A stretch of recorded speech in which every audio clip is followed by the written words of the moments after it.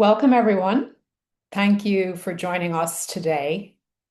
My name is Dr. Louise Ivers, and I'm the director of the Harvard Global Health Institute and professor of medicine and professor of global health and social medicine at Harvard Medical School. I'm delighted to welcome you to HDHI's Coffee Sessions. This is our virtual series that brings together voices from across the global health landscape, working to advance global health equity. Today's coffee sessions is held in partnership with at the Center for Bioethics at Harvard Medical School. Today, as artificial intelligence becomes increasingly embedded in health systems, we're turning our attention to a critical question. How can we know whether these tools are actually delivering meaningful health benefits? To answer that, we have to examine the research models and the evaluation frameworks that are guiding AI deployment and ask whether they are built to be both locally relevant and rigorously sound. This conversation, as part of our spring focus on AI and health, will connect these frameworks to the broader needs of health systems and offer insights into development models for global South-led research and evaluation. We plan to have time towards the end of this discussion for your questions. So if you have a question, you can submit it through the Q&A feature on the bottom of your screen, and we'll do our best to get to those during the latter part of the event. The session is being recorded through Zoom, and the recording will be available on the HGHI website and our YouTube page in the coming days. So with that, please allow me to introduce our speakers today and welcome them to put on their cameras so we can see them. Chaitali Sinha is a senior program specialist in the Global Health Division at Canada's International Development Research Centre, IDRC. With over 20 years of experience in international development, she specializes in designing and supporting impactful research projects across Asia, Africa, Latin America, the Caribbean, and the Middle East. Her expertise spans digital health, AI, sexual and reproductive health and rights, health information systems, health surveillance, gender analysis, use-focused evaluation, and positioning evidence for large-scale positive change. Welcome. Professor Jude Kong pioneers mathematical and AI-driven solutions for global health crises through inclusive, Global South-led scientific collaboration. He is the Canada Research Chair in Community-Oriented AI and Mathematical Modelling at the University of Toronto and a member of the College of the Royal Society of Canada. He's the founder and director of the Global South Artificial Intelligence for Pandemic and Epidemic Preparedness and Response Network, better known as AI for PEP. Well, AI for PEP. You can tell me the best way to say that, Jude. The Africa-Canada Artificial Intelligence and Data Innovation Consortium and the Artificial Intelligence and Mathematical Modelling Lab at the University of Toronto. It's such an honor to have you both with me here today. I'm looking forward to this conversation, so thank you in advance. And what I'll do is just perhaps get us started with some setting of the scene. And I'll turn to you first, Ms. Sinha. Would you help to set the scene for us a little bit? Myths and assumptions about AI and global health, what case you would like to make for improving evaluation of AI tools and AI in health systems. Thank you so much, Louise, and thank you so much for welcoming us to having this conversation with you. And I really do look forward to hearing from others on the call in the Q&A session that follows. So yeah, in terms of some of the myths and assumptions that I would like to share, I'm going to start with three that I think are relatively less controversial, and then another three that might bring about a little bit more conversation.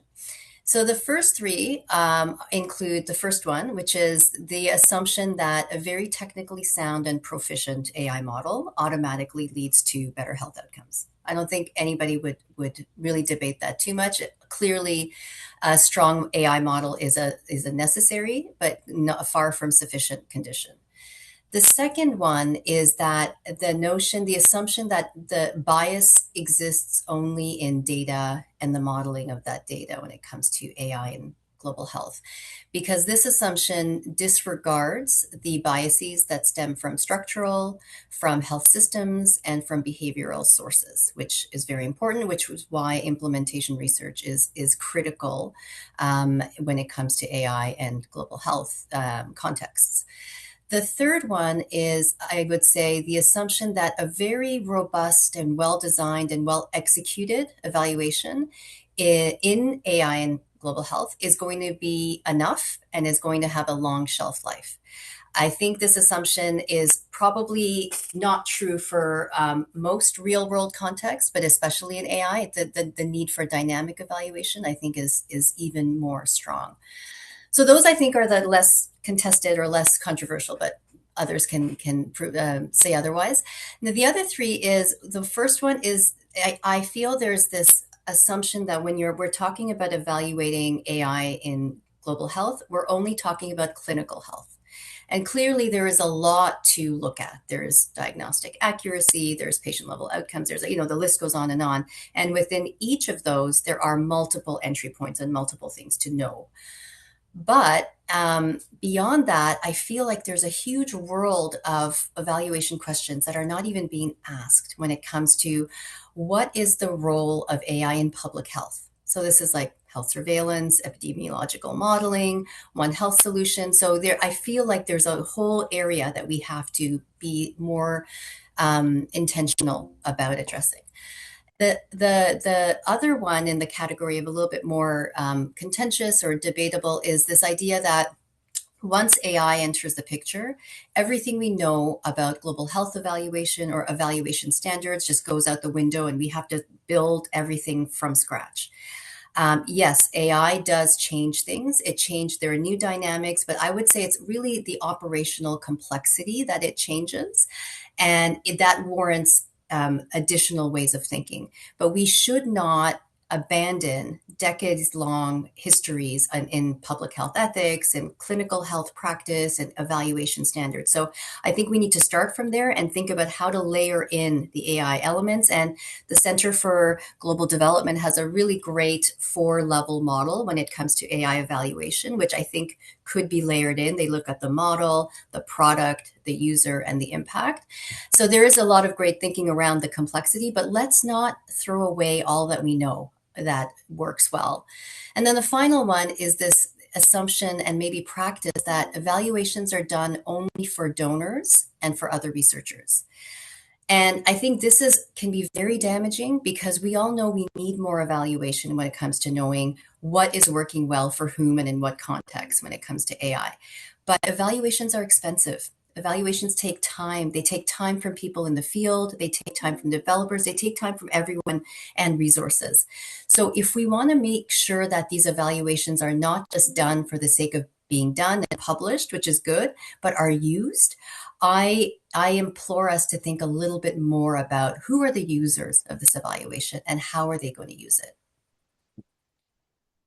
Great. Thank you for that really comprehensive overview. And Professor Kong, I'll turn to you next to ask you, can you tell us a little bit about frameworks for thinking about AI research and evaluation, what's been done before, how you approach it? Thank you very much. And I'm glad that my very great colleague Chaitali ended by asking, who are we evaluating for whom? When you start at that component, then you looked at, well, it's not for donors. The issue over the years why a lot of the evaluation has always been for donors is because most of the time, donors in global health define priorities. And once they define priorities, then at the end, they evaluate their priorities if it is met. Now, with the model that we have, which I want to thank the IDRC for the way they supported us to really do our work in a way that when it came to global health, they did not tell us exactly what the problem was that we had to solve. But rather, they look at a broader area of pandemic preparedness and said, take time, get communities locally to identify what their problems are that they would love to solve. again, not all donors will give you this much time to do that. With that much time, having workshops to build relationship between communities, government, and local researchers that understand local realities, they were able, government had its own priorities, local communities have issues.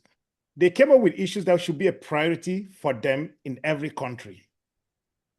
At that point, think of it, they already have their priorities. There's already an objective at that point.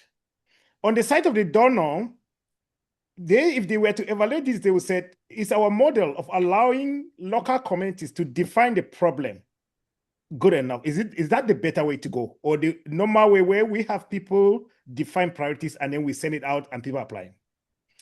On the part of the communities, because they came up with their problem, if anything is happening along the way, they are looking at, is this problem that we identify being solved? Are we able to solve this our problem?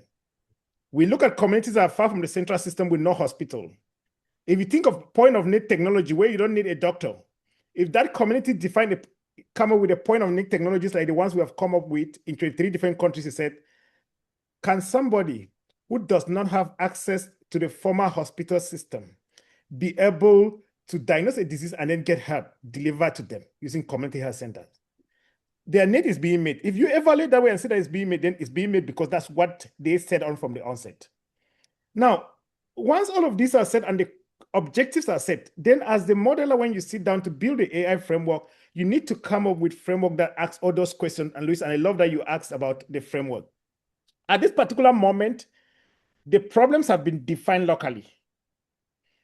The funder was there kind enough to support this work. And then as a modeler, you start by asking yourself, well, is this still going to be locally relevant from the question part? Then you ask yourself, if this locally relevant, you ask this question through the cycle, from the question, data preparation, processing, modeling, deployment, then you observe recalibration, and you keep on all of these throughout the whole cycle. Then the next question after asking whether it's locally relevant is it responsible for policies and regulation? And is it explainable to the entire society at large? If you can ask all these ethical questions at every stage of the pipeline, then when you are evaluating your own self, when you scale this out, you start evaluating yourself as you go to say, well, this was what parameters I used to think this was going to be locally relevant. Am I meeting those parameters? At the same time, the communities look at it, are we getting the help we need in their own evaluation? So every modeler, when you're building the AI framework, needs to come up with those parameters, not just for the overall AI, but for different stages of the pipeline. Now, when it is deployed, what do you do before you deploy it? At the stage when you're done with the AI and it's working in the lab, that does not mean you deploy it immediately. You test it for a long period of time and you observe it. Unfortunately, there's a problem of funders' short cycle, where the period is so short that they need to evaluate this very fast. They need to get this. But that's still a testing period where you need to really have a long period of time because some of these things scale up and said, is the problem that the communities identify being solved? If that is being solved at that particular stage, when you're building that, then you wait a little bit because some of these things start from the onset and then the biases come in later on. You wait a little bit to see whether, again, the question that you were asking, is it locally relevant to the communities? Is it responsible for policy and regulation? Is it explainable to the entire society at large? It's still being answered as you go on for a long period of time before you deploy. Unfortunately, we end up speeding up the deployment and we don't have a long period of testing. Now, if you were not to build the AI and you work in a country and the AI is brought, again, we need to leapfrog. We cannot see something happening, people, and we say we don't want to bring this. We still need to put in ethical questions so that when the AI comes in with the documentation, you ask the same question and see whether that was done at every stage of the pipeline. If that was not done, then you cannot actually endorse that particular AI to be used in a community. This is what we have done within the AI for PEP network. With our network, it was really a blessing that we started embedding this, and then our own evaluation, where we evaluate ourselves as a network, we evaluate the community, we do it every 2 weeks. This way is not performative, where you come in to say, oh, let's evaluate now. And then people tell you what you want to hear. But you observe them and work with them as you grow up. Every 2 weeks we meet. The number of engagement with communities. How is the product? Is it being used? Media engagement, the policy, how policymakers are using it. People discuss this in regular time, and then we are seeing the progress as it is going. By so doing, internally, we evaluate the community needs. Is it being met? we evaluate ourselves. Are we learning from each other? Then we evaluate the funder mentality in allowing us to set priority. Is that being met? And gradually we scale all of this. At the end, we can bring an external evaluator now to look into all of this after looking at the report, but there is that continuous evaluation. Think of it as an exam where you do continuous evaluation so that you are seeing as you're moving how things are going and evaluating your own self as a teacher. Thank you so much. You're bringing up a lot of important issues that are relevant for many aspects of research related to global health or health systems. And maybe I'll turn back to you, Chaitali, if I can, to ask a little bit about IDRC's approach here. Maybe you could mention in general the approach to research capacity building, but specifically your approach to artificial intelligence for global health, which you touched on a little bit because of you talked about the myths, but Jude is talking about short cycle, funders short cycle. You mentioned who our evaluations for, and he's bringing up appropriately, locally relevant questions and locally relevant needs. And we know that often there is a disconnect there between what researchers want to do or how funders are seeing things. Could you share a little bit about how that goes in your work at IDRC? Of course. Thanks so much, Louise. Well, the program that Jude referred to is our AI for Global Health program, AI for GH, which is a 9-year program that is about $23 million initiated by IDRC. And then since then, we've also partnered with the UK Foreign Commonwealth and Development Office, FCDO. And the way in which we designed this initiative, as Jude already clearly articulated, is we were very much of the mindset that we want to create something that is really going to not just respond to what people think are the pressing needs now, but things are changing. So we need to have something that's dynamic in and of itself as an entity, as an initiative. So the initiative itself has 2 arms that it works in. The arm that Jude is speaking about is the epidemic, pandemic, infectious disease modeling kind of arm of it. Then the other arm we have is a whole body of work on sexual, reproductive, and maternal health. So this has clinical health, a lot of it, as well as other things. And the way in which we develop these networks is a kind of they're open calls that we do, but they're supportive, collaborative processes. So it's this idea that we want to create and strengthen capacities, recognize strong ideas, but also curate these ideas, create linkages among groups, and then make sure that the ideas that come out at the end are actually the most robust that they can be, the most locally relevant. And this network is global. We do work across, oh gosh, I'm going to forget the number of countries now, at least 30 countries. We have over 60 projects. And we work, as you said at the beginning, across Africa, Asia, Latin America, and the Caribbean and the Middle East. And when we think about evaluation, when we think, oh, sorry, something else I should mention is we're very intentional that issues around gender relations, power dynamics, ethics, inclusion, things around disability, groups, various groups, refugees, other groups that are overlooked when it comes to these new innovations. These are the groups that we were trying to address their needs for. In terms of evaluation, we also took a very much a use-focused perspective, which is Jude talked a lot about the internal, external evaluation dynamic, which is important, this kind of ongoing learning and sharing among the hubs that we have. So the epidemic pandemic one is a global hub with regional work. The sexual, reproductive, and maternal health, they are regional hubs. So they themselves just design their work to respond to their regions, but then they connect. And let me give you just one example on that, which links directly to evaluation and to the way in which we design the network.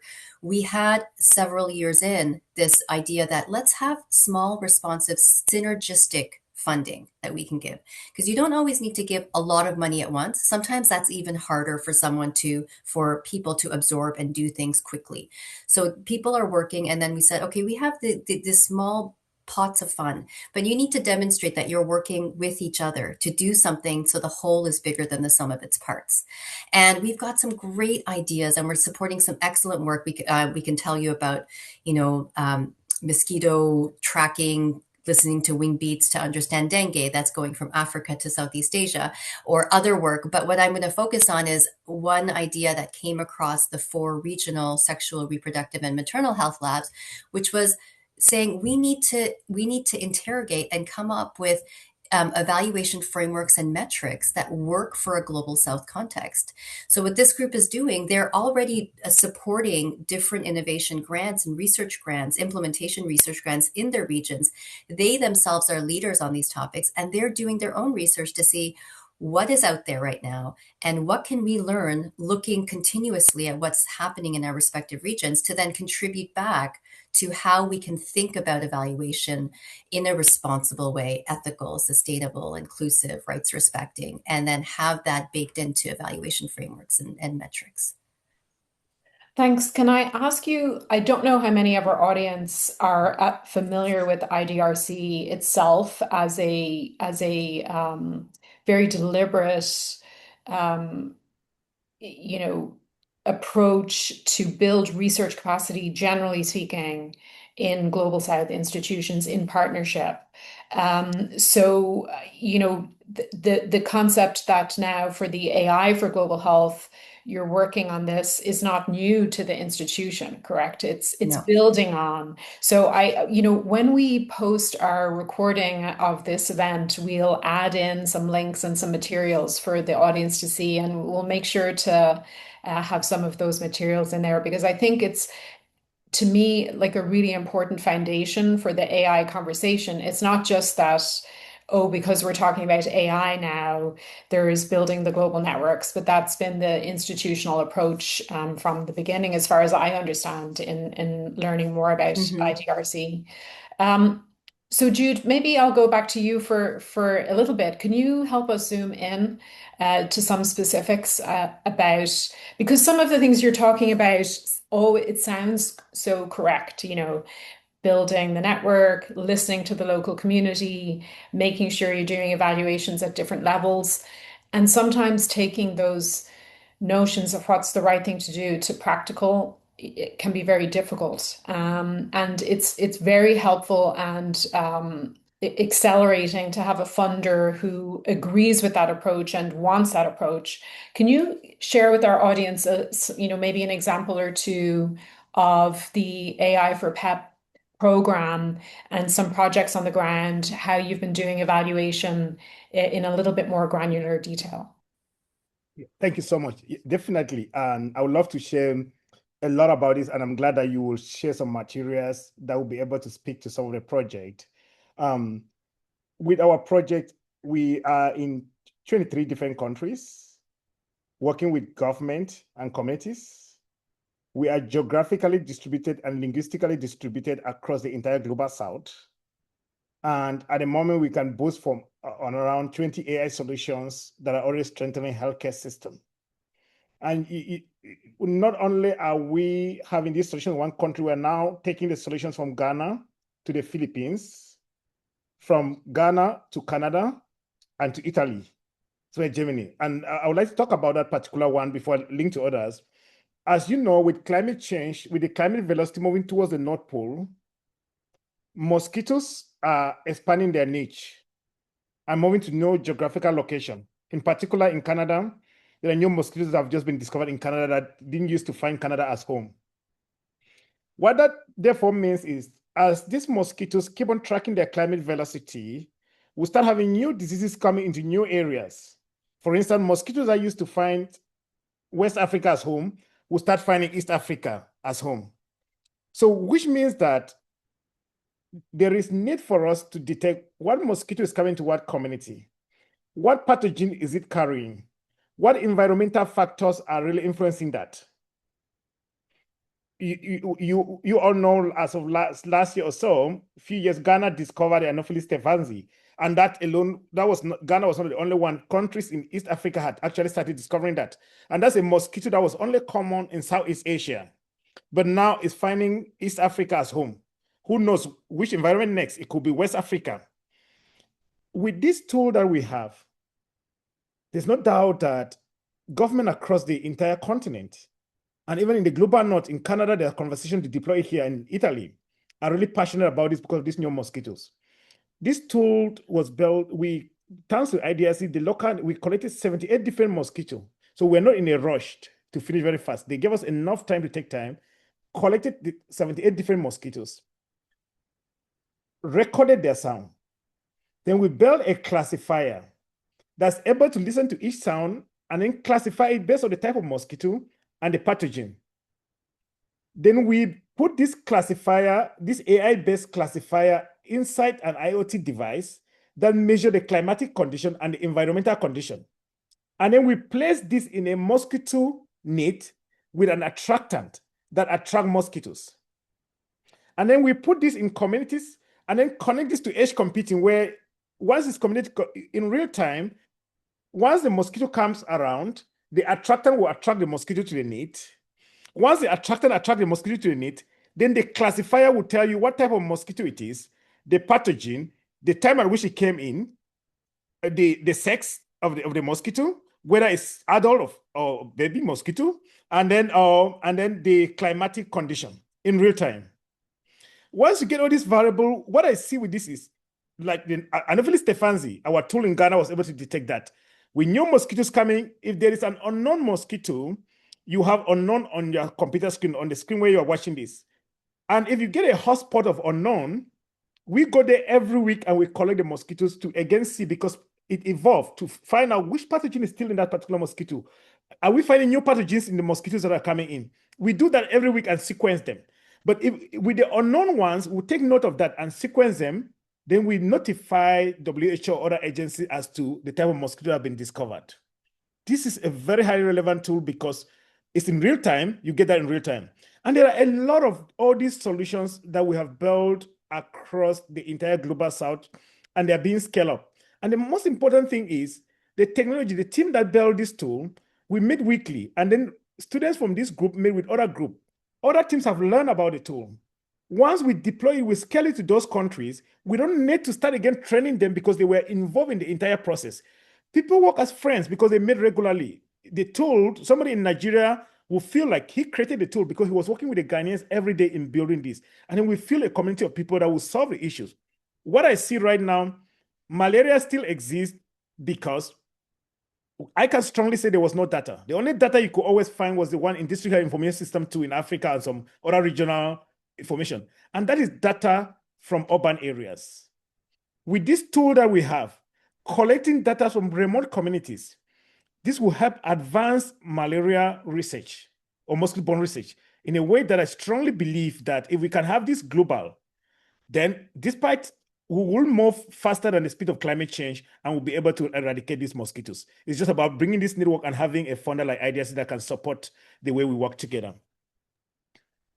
Thank you, Jude. And Chaitali, you mentioned the 4-level evaluation model for AI. Could you expand a little bit on that for us? Sure, yeah, of course. So this was developed by, like I said, the Center for Global Development. I added a link in the Q&A chat for it, and it is looking at 4 levels. So the first one is the AI model. So how well is the model itself working?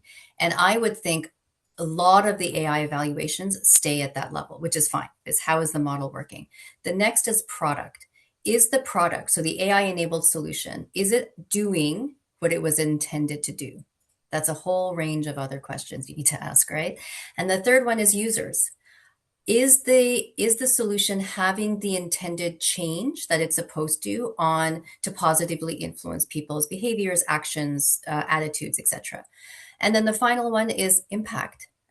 What is actually happening, whether it's education, agriculture, in this case, health, what is actually happening when it comes to the individual or public health outcomes? So those are the 4 levels. And if it's helpful, I can give even maybe a hypothetical that takes us back to the clinical realm, because I did say public health is under-examined, and Jude has given such rich examples from that. But let me go to the clinical realm and go to a different continent.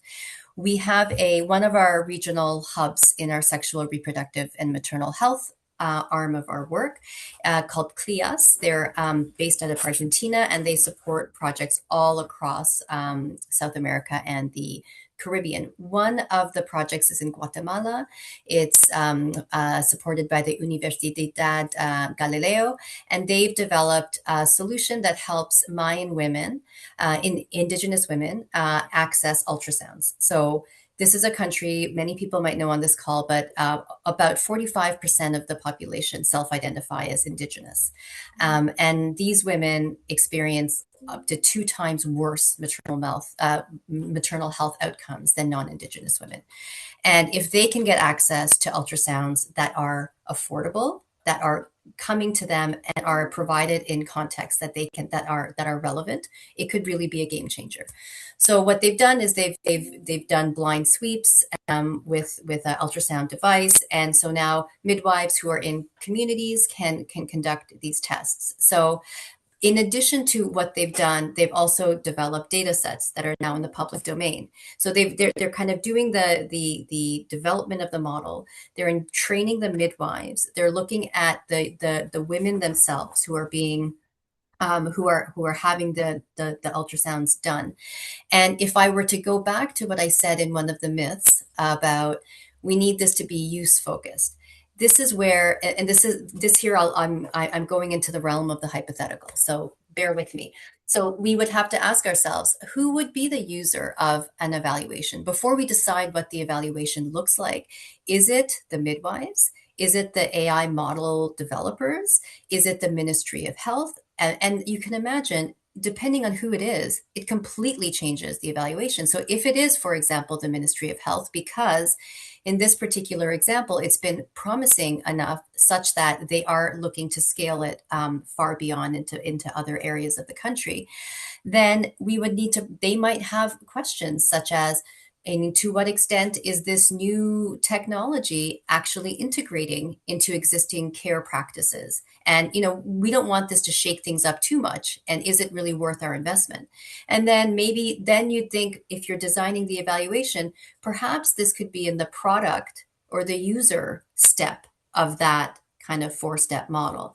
And then, so this is where I'm just trying to walk us through it. We look at the global health challenge, then we figure out who is the evaluation for? And then we think about the AI part of it. Okay, so what part are we looking at? Is it the model?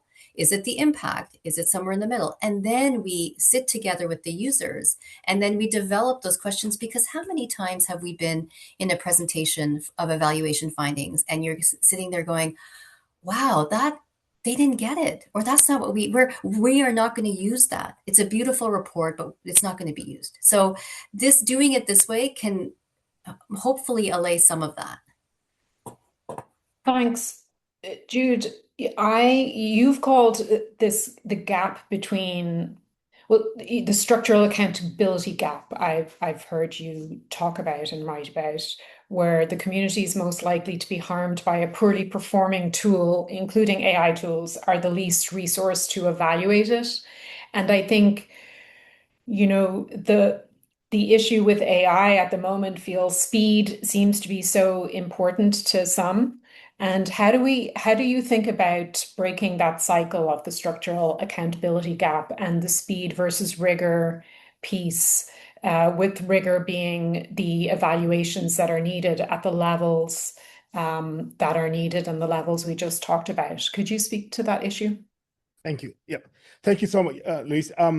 Yesterday, I was looking at this Stanford AI index report that came out, and the previous one that came out in 2024, 2025, a lot of people in Canada said Canada was lagging behind. And each time we always said, we want to do it the Canadian way, the responsible AI.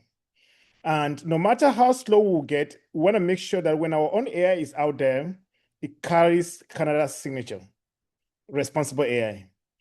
Now, there are the global north and other areas are leading in this, not the entire global north. Let's say, for instance, Shanghai, Silicon Valley, they're leading in this. China and Silicon Valley, they're leading in this area.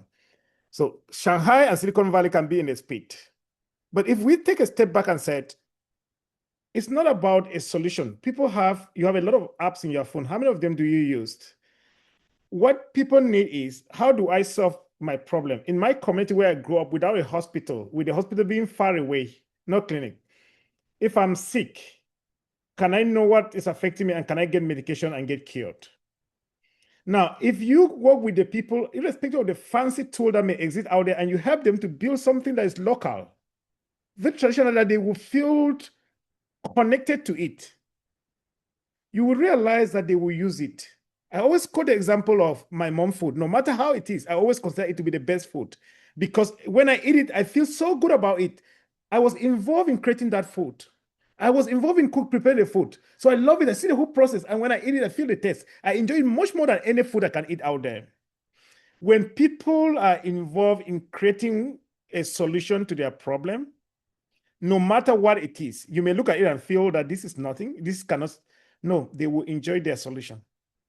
So I believe if we can get good foundation, good funders like IDRC, we leave out the speeds that others are racing, and we focus on communities that are far from the central system, that will not get help otherwise. And we work with them in creating the help that they need. We will realize, if you want to evaluate these AIs in the long run, you realize that the people in those communities will use it. They will be excited about it because it will solve their issues. How many AIs have been deployed across the entire global south and withdrawn because they are not actually solving the purpose for which it was deployed? It's not people sitting in Silicon Valley and deciding what the problems are. No, but if you allow those ones to come in, even if you pour it in, it will end up getting nowhere. I always talk about a tractor. At this moment, growing up, my mom is a farmer. We work in a small farm. I've never seen a tractor in my village. Work with the hose. And if you bring a tractor and put it in my mom's farm, it will lie there forever. Nobody will ever use it. But this tractor, if it's somewhere somebody uses, very fast. But my mom will never use it. Will still continue using our hoe, because he doesn't understand that solution. He doesn't drive in the first place if you bring a tractor to put in the farm. But if you were to bring a hoe or something and teach them how they can be able to use that, it will be in line with the way they do their things, and they will use it. So I do strongly believe that we keep on, to avoid the structural issues, we keep on ensuring that we work with each community. If you are in the US, if you are in Canada, if you are in Africa, you look at the communities and their need. You involve them in creating the solution that they need, not listening to them at the start and then bringing the solution at the end. No, they are involved every week with you in the co-creation. At the end, as they are going, they'll be using it and giving you feedback as to whether that is solving the problem that they wanted to solve. But if you bring it at the end, it becomes very difficult to dismantle it. But if they are using it as you're going, you're able to evaluate it as you're moving forward with them, and then they feel the impact and they themselves get excited about it. It may not be the best in the world, but it will be their best. Thanks, Jude. And I really like your story, your metaphor of the truck and the hoe. Sometimes though it feels like maybe people will get run over by the truck. So, to build on the metaphor.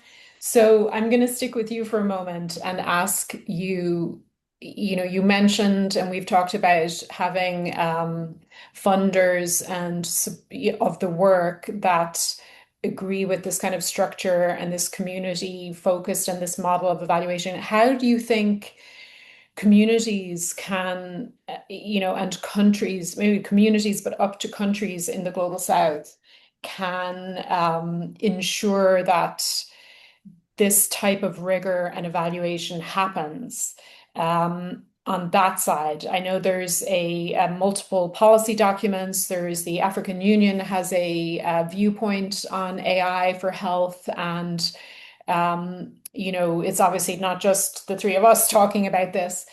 Where do you see the opportunity for communities to ensure that tools are for them, by them, that they're included in that? Thank you very much.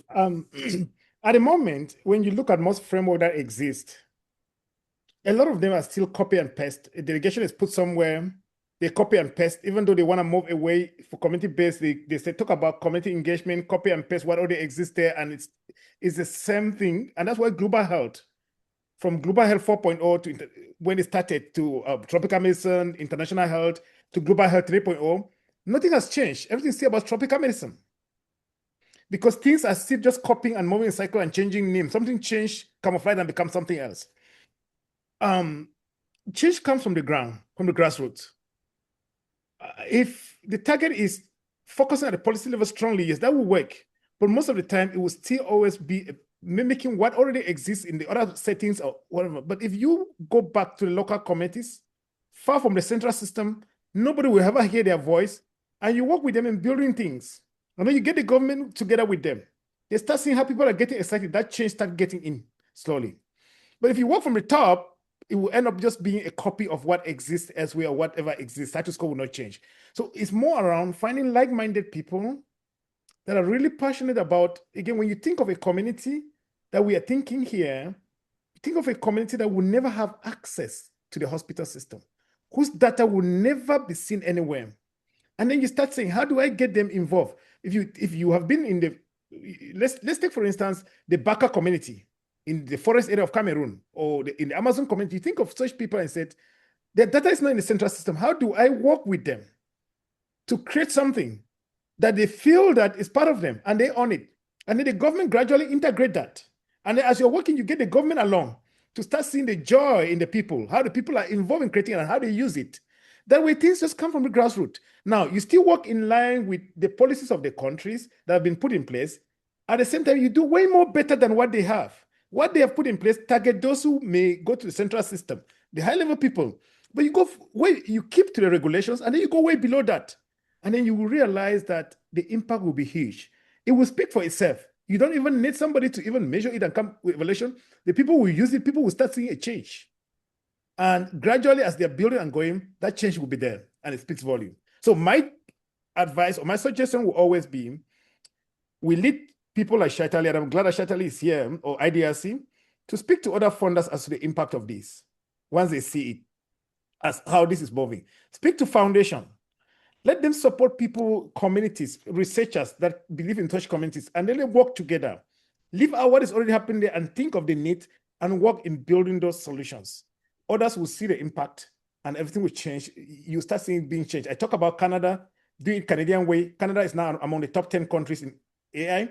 And if you look at it, they will believe it's very clear that responsible AI will speak out. They have their own unique way. And so we do it our own unique way, which will be community-based and not follow the speed. Thanks. Could you react to the same type of the same question, Chaitali, and maybe to respond to Jude's comment about how are other funders or other organizations who have resources to facilitate these types of either deployments or evaluations moving in the same direction that you have been in? Yeah, well, thank you so much. I mean, first of all, Jude, I have to try your mom's food one of these days. I've heard you speak about her food many times. It sounds fantastic. Yeah, I think, one thing I should say as funders, IDRC, the AI for Global Health work, which sits within a bigger network of work that we have with FCDO, which is called AI for D, which has different sectoral work. And within that body, we have mechanisms to connect with other funders. So on the topic of evaluation, we have a working group. So where different funders come together and talk. And I think, the dialogue is the first step towards a shared understanding about what it is that we're looking to do individually as funders and collectively. And it's not easy because there's so much to look at, there's so much to learn about, there's so much to understand, but the dialogue is ongoing and there is joint work happening on this. What I think is important to strike the balance of is that really strong community-oriented, community-led, locally driven and championed work, and having that balance with looking across different examples, not copy and paste, but a matter of finding what's that balance of specificity and what can we learn by looking across. And that's, again, what the AI for GH network is all about, because we have all of these implementation research projects happening at the same time, and they meet frequently. So they don't have to necessarily, but there's this drive. They know that if they share and if they learn from others, they can collectively do something more responsible and even better for their own communities that they're working for. Because I think at the end of the day, everybody wants to do good work. It's just knowing how to do that in a way that is relatively efficient and aligned and achievable. Thank you. So I'm turning my attention to some of the questions coming in, and thanks to everybody. Please keep those coming in. Some of the questions are about getting involved in these networks. And, we can share, of course, links in our material to funding calls, but separate from funding, I think the appeal of being in a network, and you've both talked about connecting across countries and regions. Is there an opportunity for other collaborators to engage in those? Could you share a little bit about how, or if that's possible, our audience might be able to do that? Did you want me to start, Jude, or would you like to go ahead? Yes, please start. Okay.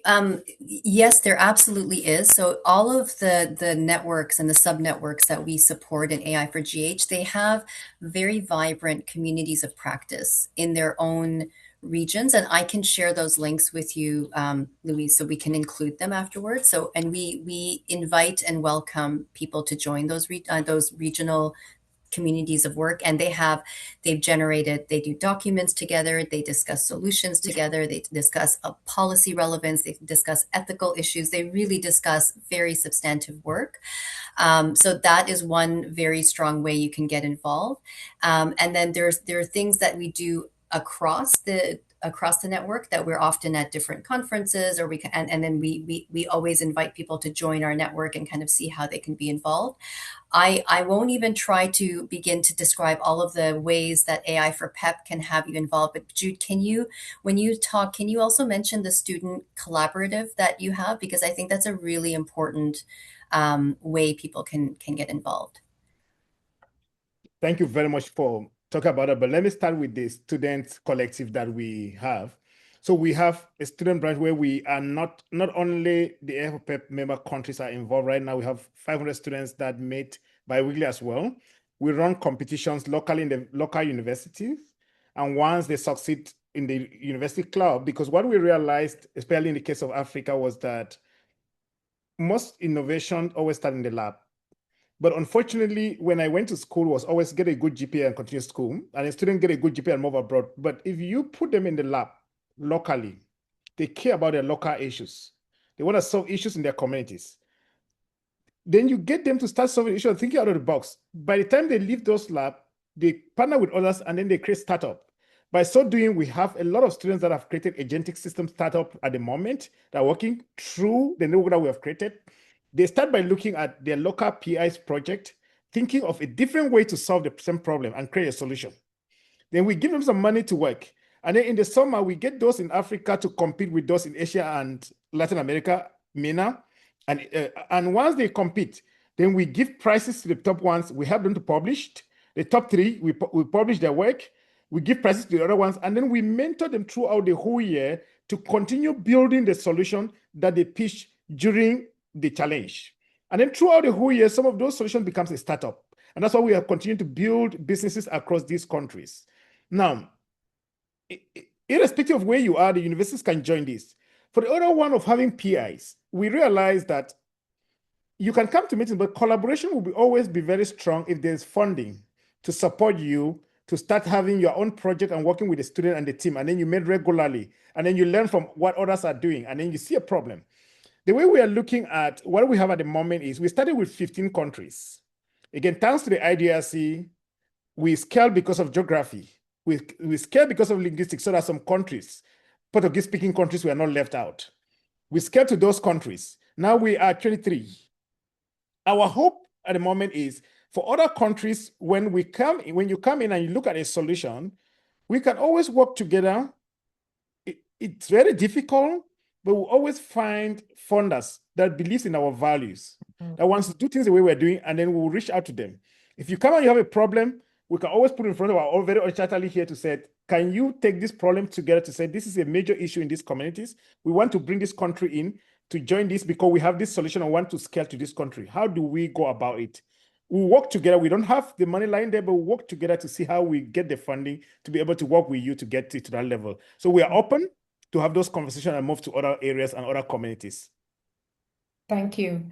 I'm going to pivot a little bit to a question about data quality as it relates to evaluation and combine a couple of questions. One comment is about that digital health taught us hard lessons about interoperability, ethics, and treating band-aids as structural fixes, which were never fully solved. And now we're putting AI on top of those. And another question is about doing evaluations related to outcomes when perhaps in many circumstances the underlying data is not strong or is weak in terms of the health clinics and the health system. Would either of you like to react to that? Maybe Chaitali, you could speak first on this issue. How do you see that in terms of trying to do the rigorous evaluations you spoke about and the implementation science you spoke about? Yeah, these are very good questions. It's funny, I was listening to a presentation from one of the hubs that we work with, and they had this slide where they had a tombstone data on it, and it was broken. And it was like, everybody knows that data continues to be the bottleneck that we face.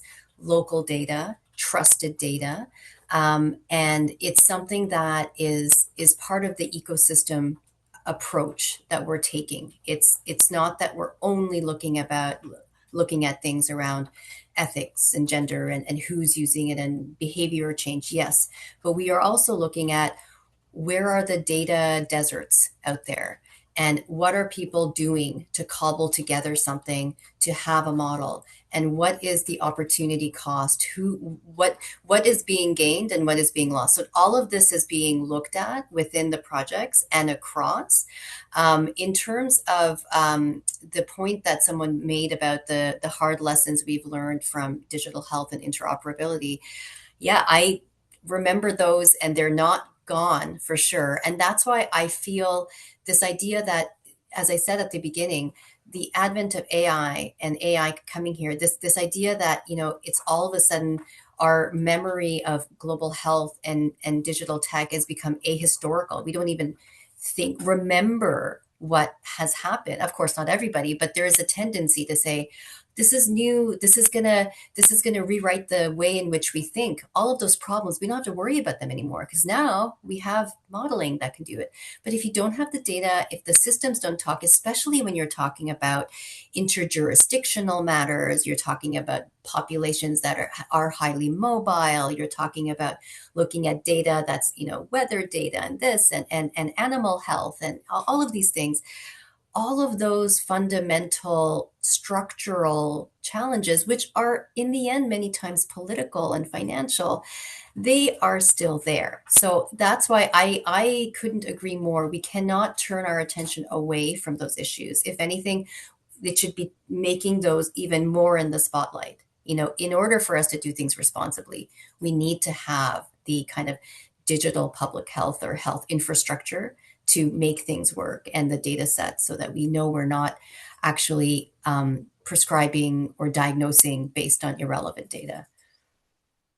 Thanks. I'd like to bring in the health workforce. We're speaking a lot about Africa today, so we can continue in that vein, but obviously the world is a large place, and many of the issues we're speaking to apply in many contexts. And Chaitali, you spoke about the network being much broader than Africa, but last month we spoke with a representative from the government of Rwanda who has a very forward-looking approach to how to deploy AI and use AI, and one of the components of their plan is the training of the health workforce. And I ask this because one of the questions or one of the comments coming in from a health professional says sometimes it feels like we in Africa are still primarily consuming information rather than actively creating it. And how do you think Africa, especially health professionals, can be ready to fully embrace AI? And I think we could speak especially maybe to the evaluation piece, since that's the focus of today. So Jude, how do you think about the continued training of the health workforce to be able to do evaluations and to be the leaders of those evaluations and the leaders of AI, while so much of the technology but not all of the technology is coming from the global north? Thank you very much. That's a very a good question, and I love that you raised that the content being consumer, and it's timely at the moment where agentic systems will be brought in, not just the tools, the AI tools for people to be trained to use it and how they can use it. The agentic system will be brought in that will be able to automate some of the processes that could be automated, and you need to retrain the workforce to be able to make that. But the unfortunate thing, rightly, is that nobody's talking about some of these issues.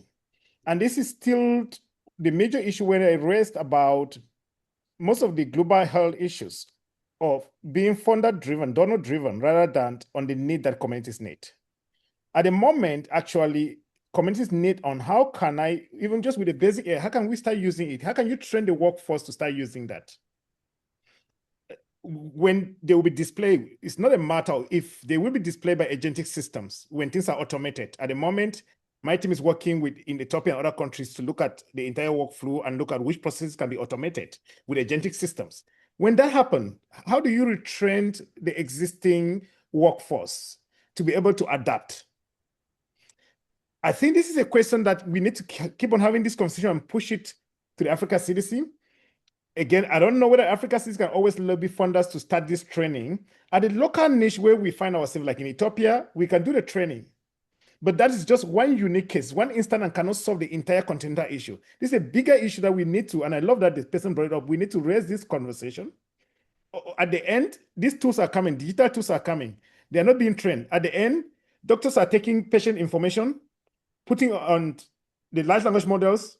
You don't know where that data is ending, even though there are privacy. But this is not something that is being discussed. So there is a lot that the workforce is not being trained on. And the issue there is still that issues are driven by the donors rather than on the local needs. The needs at the moment is starting with how do you, yes, we can leapfrog and be building the AI system. At the same time, we need to look at the workforce that's using the AI. If we have ethical guidelines, there could be guidelines. But have we looked at if somebody start taking patient information and putting on this to translate?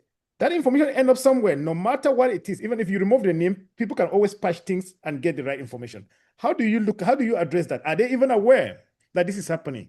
So there's a lot that's lacking.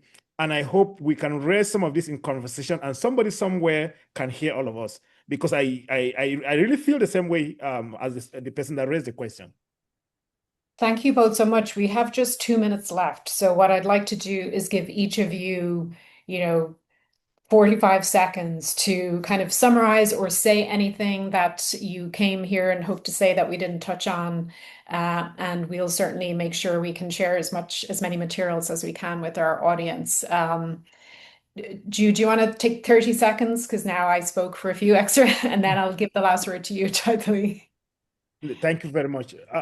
As you set your problems, working with your communities, I want to speak strongly into embedding the mechanism for evaluation right from the onset and not about trying to evaluate for someone else. Always think about yourself. If you lead, think of it as having a student on an exam and you're setting, you evaluate yourself as a teacher, you evaluate the student progress. And then you look at that. If you build a solution with the community needs to evaluate themselves to see whether their problem is being met. You need to evaluate yourself to see whether the mechanism you put in place to make that is being achieved.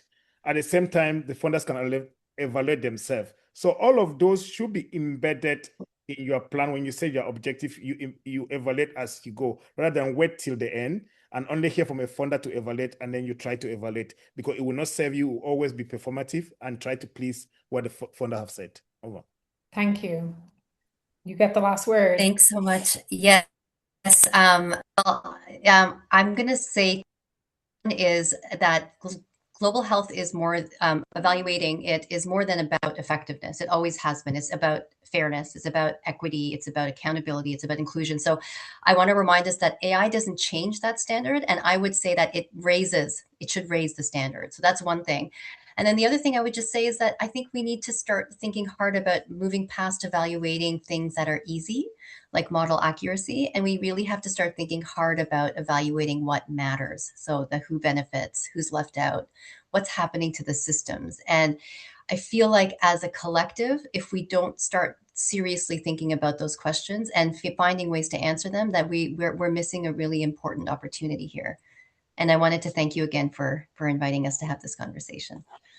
Thank you both so much. Thank you to our audience. I've really learned a lot myself, and I know our audience is very engaged. Thank you. We will be posting the recording of this on our YouTube page and on the HCHI website.